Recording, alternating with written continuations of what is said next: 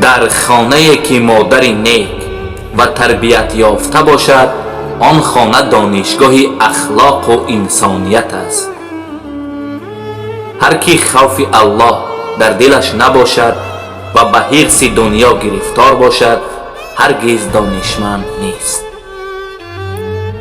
شیوه گفتار خود را نرم کن، زیرا که تأثیر لهجه بیشتر از کلمات است.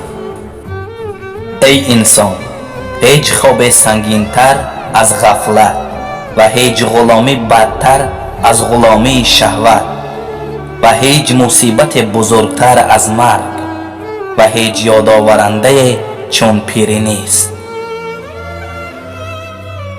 انسانی بیکار و ناچیز را جای در منزلگاه قهرمانان نیست.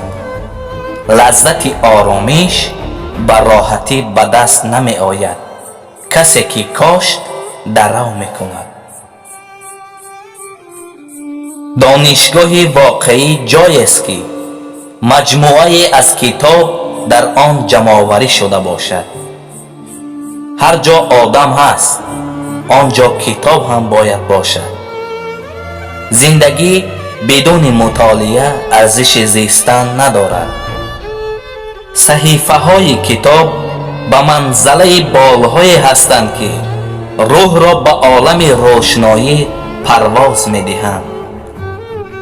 خداوندا ببخش ما را برای گناهایی که لذتش رفته اما مسئولیتش مانده است.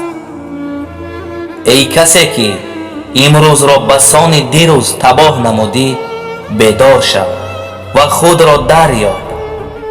تا کی خود را به کشتن می دهی؟ باقی مانده عمرت را دریاب و بدان که گذشته‌ات را ارزان فروختی.